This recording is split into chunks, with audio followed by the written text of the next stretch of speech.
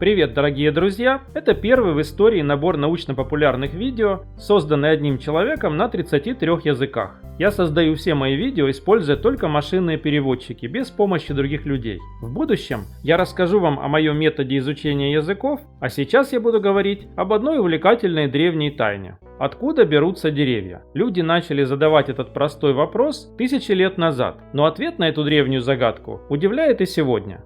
Первый и очевидный ответ кажется очень простым. Деревья растут из семян. Если вы хотите вырастить дуб, вы берете желудь, кладете его в землю и получаете дерево. Но этого недостаточно. Огромный дуб, который может весить более 10 тонн, вырастает из крошечного желудя, который весит несколько граммов.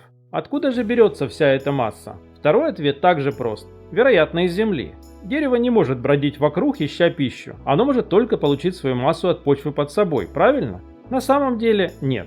Вода, конечно, в основном приходит из земли, через корни. Но как же насчет самой структуры дерева? Как насчет сухой массы его древесины? Даже тысячи лет назад древние греки и римляне понимали, что если бы дерево просто тянуло почву вокруг своих корней вверх, то в конце концов под этим деревом образовалась бы огромная яма. Когда вы стоите под деревом, просто взгляните на всю эту огромную махину над головой и представьте, что вся эта масса пришла из-под земли под вашими ногами. Это должно оставить яму объемом в несколько кубических метров. И все же земля остается плоской, а из желудя, который вы положили в почву, просто растет и растет дерево. Кажется, что его масса появляется из ниоткуда. Появляется как будто из воздуха.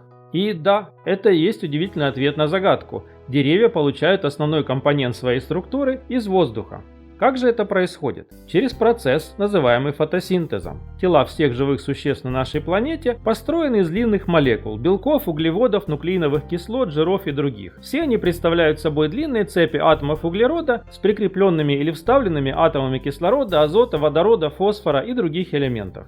Но где же можно взять углерод, чтобы их сделать? Из атмосферы, из углекислого газа. Растения, водоросли и цианобактерии ловят молекулы углекислого газа из воздуха, отрывают от них кислород, возвращают его в атмосферу, чтобы мы могли им дышать, и используют атомы углерода для создания длинных молекул. Например, глюкозы, из которой затем делается целлюлоза, основная молекула древесины. Разве это не потрясающе? Вода – это жидкость, двуокись углерода – это газ, оба слабые и эфемерные. Но если их объединить в сложную структуру, то они могут стать могучими деревьями. И вода, которую деревья получают из почвы, также поступает из воздуха в виде водяного пара, который конденсируется и выпадает на землю в качестве дождя. И азот, который необходим для производства белковых молекул, также берется из воздуха бактериями, живущими у корней деревьев в процессе, называемом фиксацией азота. Когда дерево растет, углекислый газ вокруг него превращается в дерево. Когда дерево сгорает или распадается, большая часть его возвращается обратно в воздух. И то же самое верно для всех растений.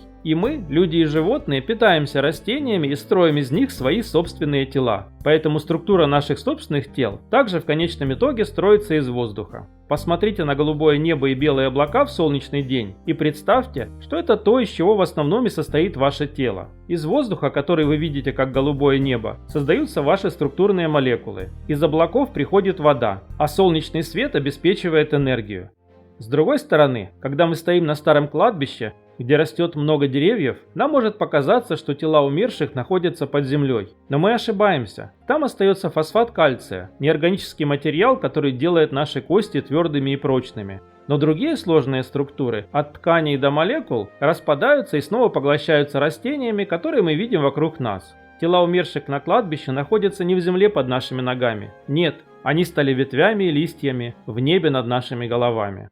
В знаменитом романе Станислава Лема есть планета, называемая Солярис, единственным обитателем которой является разумный океан. К ученым, живущим на космической станции и изучающим планету, приходят странные посетители, которые выглядят как знакомые им люди. Океан Соляриса умеет генерировать этих посетителей, исходя из информации, которую он собирает из мозга людей. Это, конечно, научная фантастика. Но существует и реальная планета, покрытая океаном, которая может генерировать сложные структуры и растворять их в себя обратно. И эта планета — Земля. Океан – это атмосфера, информация – наша ДНК, а структуры – это все мы, живые существа на Земле. Углерод на нашей планете циркулирует между двумя состояниями – простыми молекулами углекислого газа, растворенными в воздухе, и сложными органическими молекулами в наших телах. И этот процесс продолжается постоянно. Даже сейчас, когда я говорю с вами, я выдыхаю углекислый газ, который создается при разрушении и окислении углеродных цепей, которые я получил из пищи и которые были созданы некими растениями месяцы или годы тому назад. Часть углерода, который я выдыхаю, даже была частью моего собственного тела. Структурные белки по разным причинам распадаются и используются моими клетками как топливо, переходя в углекислый газ.